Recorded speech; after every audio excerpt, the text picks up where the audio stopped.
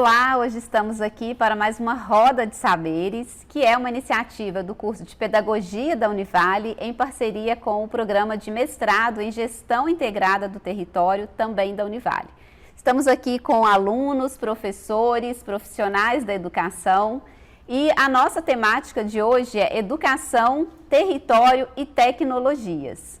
E para abrir a nossa conversa, estamos aqui com 3 convidadas que irão contar sobre suas pesquisas relacionadas aí à educação, território e como as tecnologias estão inseridas nesses percursos. Então, convido aqui para abrir a nossa conversa a pedagoga Andréia, que vai contar para a gente um pouco aí dessa caminhada. Seja bem-vinda, Andréia. Obrigada, Cristiane. Olá a todos. Eu sou egressa do GIT, né, aqui do mestrado da Univale. E a minha pesquisa foi desenvolvida em 2020. Ela teve como título Aprender e Viver, Relação com o Saber e Vínculos Territoriais na Perspectiva de Jovens do Ensino Médio. Ela se insere no campo da educação em diálogo com estudos sobre juventude e do território. Teve como objetivo compreender como se configura a relação com o saber de jovens que ingressam à escola privada na condição de bolsistas e seus vínculos territoriais. Nesse sentido, por se tratar de uma pesquisa interdisciplinar, ela se fundamenta teoricamente com estudos de Bernard Charlot sobre a relação com o saber. No campo dos estudos territoriais, acionamos as contribuições de Rogério Hesbert e de Nécio Turraneto, que é um geógrafo que também, além de discutir questões territoriais, dialoga com culturas juvenis e das espacialidades juvenis. E no campo da sociologia da juventude, nós acionamos também autores como Juarez Dairel, Helena Abramo, Paulo Carrano e alguns estudos feitos pelo Observatório da Juventude da UFMG. Por se tratar de uma pesquisa que aconteceu durante um período pandêmico, nossas metodologias, os instrumentos metodológicos sofreram adequações através dos meios tecnológicos para poder coletar os dados. Nesse momento me encontrava no campo, né, enquanto foi declarada a pandemia e a migração da aula presencial para as aulas síncronas. Então, teve o momento da observação participante, ela teve um momento presencial e o outro síncrono. Fizemos também análises de documentos e trabalhamos com o Balanço do Saber, que é um instrumento de pesquisa idealizado por Bernard Charlot, e foi complementado ali com entrevistas narrativas. O que colhemos como resultado desse trabalho? Principalmente, entendemos que esses jovens, que se tratam de jovens bolsistas, participaram 46 ao todo, fazem parte de uma escola de Minas Gerais, de Sete Lagoas, de uma escola privada. Esses jovens entendem e compreendem a escola como uma terra de promessas.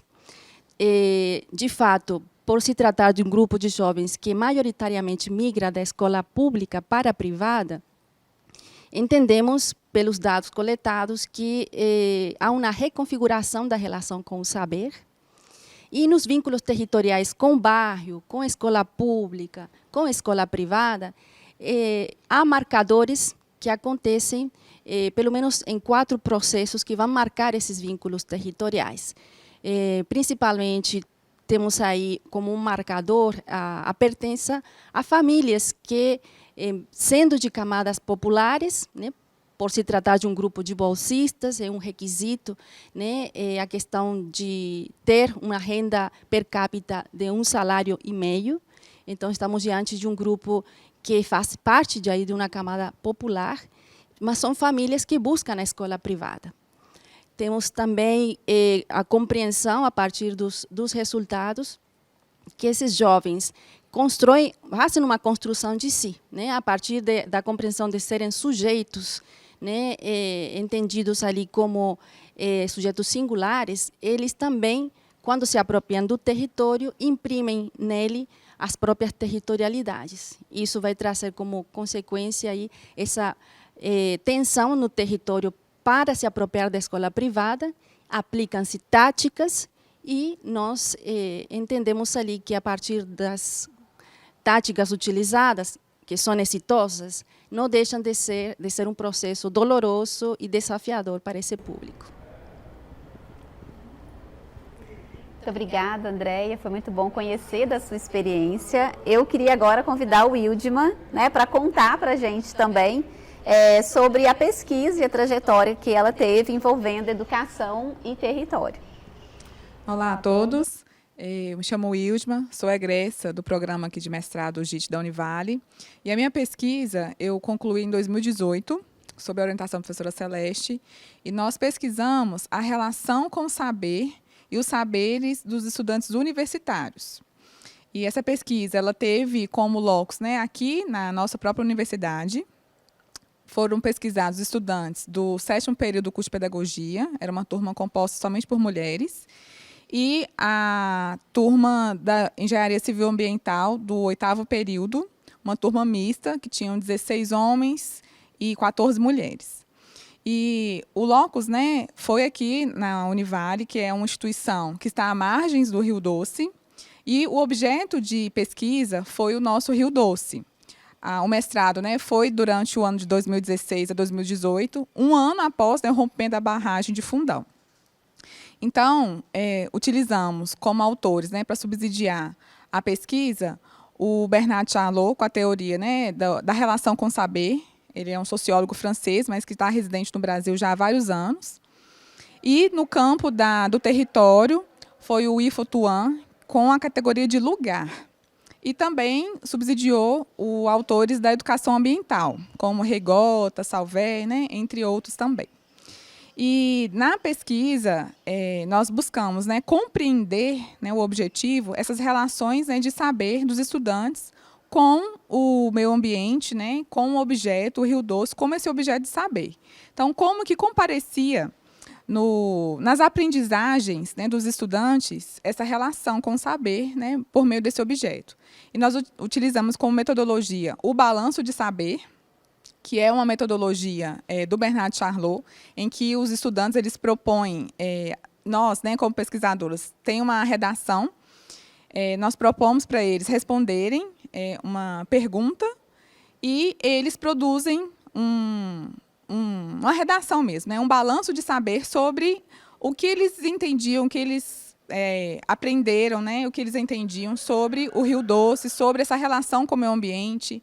E nessa redação, né, no enunciado do balanço de saber, a gente buscou, né, despertar neles onde essas aprendizagens aconteceram, então, para eles contarem, né, essa trajetória, porque o lugar, para nós, né, era importante a gente fazer esse levantamento, quais as pessoas, né, que eles aprenderam também. Então, era importante a gente saber esses atores dessas aprendizagens. E nessa análise dos balanços, foi detectado, né, que a universidade ela comparece como esse locus, né, de saber científico, epistêmico. Nos balanços, os estudantes, né, tanto, né, dos dois cursos, eles relatam que aprenderam durante a trajetória escolar, desde a educação básica, mas que os saberes foram aprofundados no ensino superior, em disciplinas específicas. Eles citam o nome, né, das disciplinas, citam o nome dos professores. Então, ressaltando a universidade e os professores, né, que são os mediadores dessas aprendizagens, como esse saber, né, científico, esse lugar. E também, aí, por meio da análise, né, dos balanços de saber, selecionamos 6 estudantes, 3 de cada curso, para fazer as entrevistas também. Então, foram, né, essas duas formas metodológicas. E nas entrevistas, os estudantes, né, que nós escolhemos para entrevistar eram aqueles que tinham mais afinidade com o meio ambiente, né, com o Rio Doce, ou que residiam em bairros ribeirinhos, né, o que eles nos contavam dessas aprendizagens que foram escolhidos. E tanto nos balanços como nas entrevistas, eles ressaltam a importância da universidade como esse lugar do saber.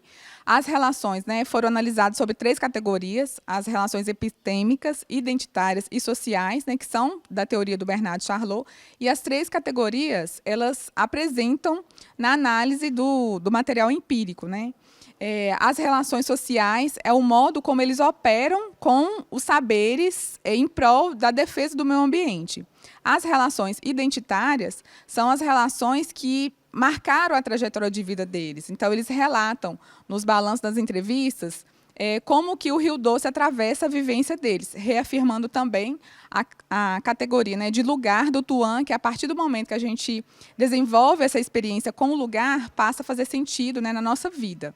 E a categoria epistêmica, que é o saber, né, é o saber científico dessa relação importante da universidade mesmo, desse lugar. Então, foi, né, possível compreender essas relações. Elas se apresentam das 3 formas: epistêmicas, identitárias e sociais. Bom, então a gente agradece, né? Nesse primeiro bloco a gente teve a participação da pedagoga André e da pedagoga Wildma, que compartilharam com a gente sobre as suas pesquisas, que envolveram aí uma discussão sobre educação e território, e que a gente sabe que a tecnologia ela fez parte desse processo, não como um objeto específico, né, da pesquisa delas, mas que também é envolvida nas pesquisas, revisões de literaturas, escritas. E no segundo bloco a gente discute um pouco mais específico sobre essas tecnologias dentro de uma pesquisa também que vai discutir essa temática. Bom, obrigada.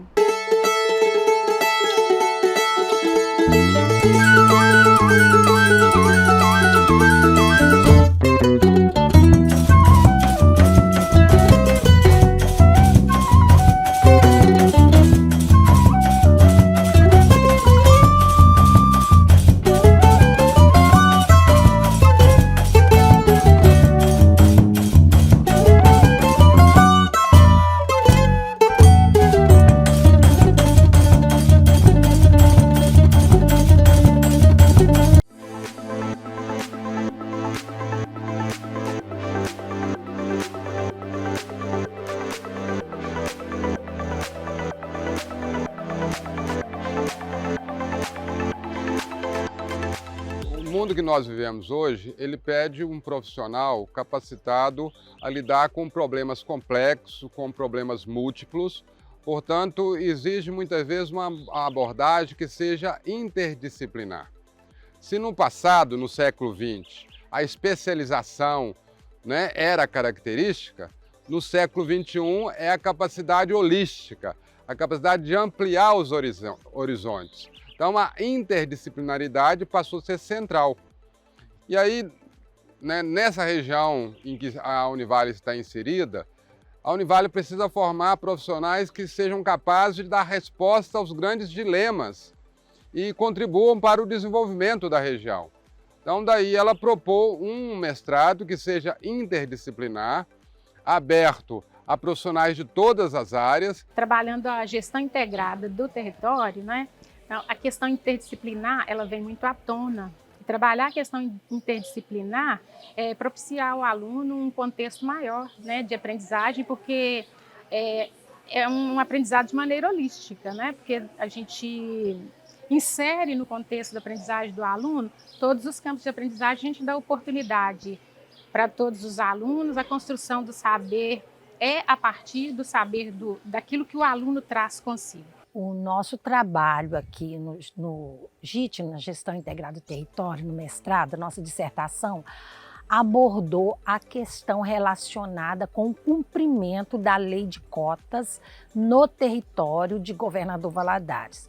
Sob a perspectiva da teoria das representações sociais, nós trabalhamos em torno do que viria a ser esse cumprimento da lei de cotas, sob o olhar do gestor, do empresário, sob o olhar da pessoa com deficiências, que à época nós chamávamos de PNE, portador de necessidades especiais, não se usa mais essa nomenclatura, então das PCDs, e sob a perspectiva do Poder Judiciário. Falar sobre aprendizagem, quando a gente é pedagogo, é uma situação assim, muito interessante, porque envolve o saber como o aluno aprende, de que maneira, e principalmente a gente enxergar que nas situações vulneráveis, né, porque nossos alunos, os alunos com os quais eu trabalho, são alunos, né, de territórios de vulnerabilidade. Então, assim, como isso acontece naquele contexto, né? E de que maneira, enquanto pedagoga, a gente pode contribuir para a aprendizagem desses alunos? A gestão integrada do território, o mestrado, representa para mim uma abertura, um leque de possibilidades muito grande com a minha formação pessoal, com a minha possibilidade do exercício do magistério, as interfaces que eu pude fazer com outros conhecimentos de outros territórios e a minha chegada até o doutorado com uma visão mais ampla, mais flexível do conhecimento. Em geral, a gestão integrada do território é um curso que é um momento na minha vida que, como fosse um divisor de águas, faz com que eu possa conectar todo este conhecimento que nos é ofertado de maneira bem sólida e bem objetiva e bem racional para a minha construção pessoal, profissional e a minha chegada até o doutorado.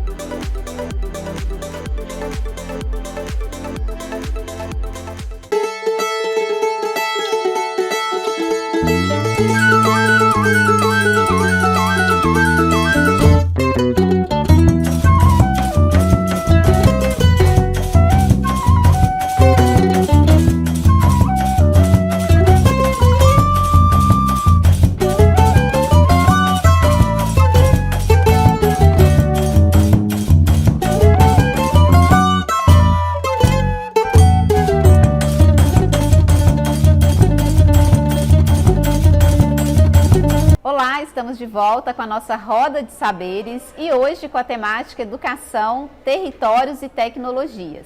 E para a gente seguir com a nossa conversa e reflexão, convido a professora Carla, que irá compartilhar sobre as suas pesquisas nessa temática. Olá, é uma alegria fazer parte dessa roda. A minha pesquisa no mestrado aconteceu em 2017, fazendo esse entrelaçamento de educação e tecnologias. Então, o título ficou Conexões Rizomáticas, Cyberterritorialidades Docentes e Discentes.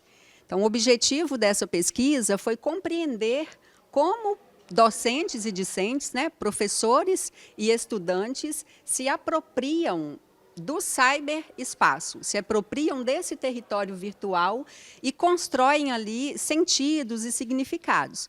Então, isso é o que nós chamamos de cyberterritorialidade. É esse modo, essa forma de se territorializar nesse ambiente virtual. Então, o nosso campo de pesquisa foi uma escola com funcionamento em tempo integral, uma escola municipal, e com estudantes e professores do 9º ano. Escolhemos esses estudantes por serem estudantes que estão há mais tempo na escola e também por algumas pesquisas que nós fizemos sobre o uso das tecnologias por adolescentes, a gente constatou que esse público, à época, era a faixa etária que mais acessava as tecnologias. Então, como fazer isso? Uma pesquisa que você quer compreender um território que está em movimento, que é fluido, que é múltiplo, que é dinâmico, que tem tantas conexões. E eu utilizei como base para esse estudo a geógrafa inglesa Doreen Massey, e ela vai trazer esse espaço como produto de interrelações, como um produto de um espaço que ele é produzido por quem está nele. Então, nós produzimos o espaço, ele é produzido nessa nossa coexistência simultânea que ela vai trazer. E aí essa heterogeneidade, tem trava-língua, tá, gente, nas pesquisas.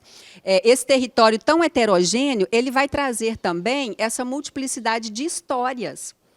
Então, ela não olha para o espaço como sendo algo fixo e imóvel, mas o espaço é fluido, é mutável, como o cyberespaço. E essas múltiplas trajetórias que se cruzam no ambiente da escola, são de vidas, né, de professores e professoras que ingressaram na docência há pouco tempo, que já são professores há mais de 20 anos, e também de estudantes que estão morando, né, em um bairro periférico, em contextos de vulnerabilidade, cada um com a sua história até então, como ela nos diz. E aí acionamos a metáfora do rizoma, que é essa raiz subterrânea que se espalha em diversas direções, para a gente conseguir cartografar, né, a cartografia como um princípio aí do rizoma, cartografar, então, esses modos de apropriação. E aí nós conseguimos, né, como resultado, perceber que docentes e discentes se apropriam do território virtual. Mas a gente também percebe que esses modos de acesso e as formas de acessar, elas não são comuns a todos, que a gente vai dizer, né, de diferentes geometrias de poder. Então, esse acesso ao ciberespaço, ele é precarizado, né, por falta de conexão, por falta de equipamento, porque mesmo se tratando do virtual, é necessário essa base e esse suporte físico. Então, o equipamento e a conectividade. E também percebemos as tensões no território da escola, porque as tecnologias são fluidas e o tempo escolar, a forma escolar, ela é rígida, é fixa, né? São horários, 50 minutos em cada sala. Então, a gente percebeu que as tecnologias nesse ambiente, ela tensiona essas relações, mas que os estudantes e docentes criam linhas de fuga. Então, a professora utiliza o telefone dela para rotear a internet para os outros estudantes para conseguirem fazer uma pesquisa em sala. E ela ainda diz assim, eu vou burlar essa regra, né? Porque o telefone, o celular, não pode ser utilizado na escola. Então, assim, foi uma pesquisa que, mesmo antes da pandemia, ela, né, já trazia para nós essas preocupações também com as dificuldades, né, de acesso a esse território, e que ela vai mostrar que a gente precisa, no campo da educação, pesquisar ainda mais sobre questões não apenas do uso das tecnologias, mas como as tecnologias interferem nas nossas subjetividades, alterando também as nossas relações socioespaciais. Obrigada, Carla. Muito bom te ouvir, né? Saber mais da pesquisa. A gente tem esse momento aqui agora onde a gente abre, né, para quem quiser fazer algum comentário. Mas eu já queria ressaltar, né, dessas possibilidades de pesquisas que se abrem aí nessa temática de educação, território e tecnologias. Hoje a gente participa de um momento onde a tecnologia está inserida na nossa cultura, né, e no nosso cotidiano. E traz aí desafios, né, para esse cenário educacional, para esse espaço, às vezes, tão normado, né, e que é desafiado aí por esse momento virtual, né, nesse ambiente meio que sem fronteiras. Então, queria convidar para alguém fazer algum comentário, né, o Erlon, pode se apresentar, o Erlon. Olá, meu nome é Erlon, eu sou mestrando do JIT. A questão que eu gostaria de levantar com vocês é a seguinte: a educação à distância, a educação com a tecnologia, ela veio para ficar, seja de forma integral, seja de forma parcial. Mas será que essa educação tecnológica, esse EAD, não vai aprofundar as desigualdades na área da educação? Porque por trás da tecnologia você tem que ter um bom notebook, um bom celular, e nem todos os lares, seja na periferia das grandes cidades, seja nos interiores, têm acesso a esse negócio. Como a academia e os profissionais da pedagogia que atuam no campo pensam a respeito desse assunto? Sua pergunta é muito pertinente nesse momento em que estamos em um período pós-pandêmico, né? Penso que nesse quesito nós temos aí uma desigualdade que não é estranha ou está distante do que já acontece presencialmente. Então, não é difícil pensarmos que no campo educacional mediado por tecnologias, essa desigualdade ela não venha a estar presente. Existem, claro que, como na modalidade presencial ou nos estudos presenciais nas instituições que ofertam cursos presenciais, nas distintas etapas da educação, tensões que estão atreladas ao socioeconômico. o fato de dizer, por exemplo, de escolas privadas e escolas públicas, e de tudo que isso envolve em termos de desigualdades, né? E no campo mercadológico da educação à distância, nós temos também aí ofertas de cursos de alta qualidade, outras que precarizam tanto o ensino como a profissão docente, e isso é uma questão a ser discutida por várias áreas, porque se trata de um problema complexo. Então, exige discussões e essa sua pergunta abre para uma discussão que a gente pode ter dentro do âmbito jurídico, econômico, educacional, do campo da sociologia, e é muito pertinente para pensarmos, de fato, né, nessa oferta de qualidade, seja presencial ou seja na EAD, e desse perfil de aluno também que está à procura, nesse cenário educacional, por qual tipo de ensino. Também, né, vou compartilhar aqui um pouco, né, dessa percepção. Acho que a pandemia ela trouxe esse cenário, né, de mostrar que não estamos todos conectados, né? Então a gente tem pesquisas que já falavam sobre isso. E no senso comum às vezes fica, né? Todo mundo tem, né, como acessar a internet, tem um celular. Mas quando a gente partiu, né, para inserir isso na educação, né, a realidade se mostrou diferente. Então a gente viu aí vários relatos, né, tanto de professores quanto estudantes que, né, ficaram fora à margem, né, dessa formação. Então, eu acho que é muito desafiador pensar as tecnologias, pensar a educação à distância, e eu acho que isso é um convite para a gente pensar isso de uma forma interdisciplinar mesmo. Porque se a gente vê só a solução, então basta, né, entregar tecnologias, mas e aí, e como que essas pessoas vão usar? Né? Se depende de internet, quem vai oferecer esse acesso? E como que a gente pode pensar em metodologias de ensino? Né? Então, estudar à distância é para todos? Né? Como que fica a aprendizagem? Então, eu acho que é um cenário para a gente meio que encerrar, né, a nossa roda, trazendo esse convite para sempre pensar essas discussões envolvendo múltiplos profissionais, profissionais de distintas áreas, porque não é só a educação pelos pedagogos sozinha, né, que pode resolver, assim como também não é só os profissionais de tecnologia. E aí também basta só esses dois? Também não. A gente precisaria de discutir muitas outras variáveis que estão presentes e a importância da gente trazer a interdisciplinaridade. Então, acho que a gente conclui sabendo que o desafio é grande, mas que também temos muitos avanços.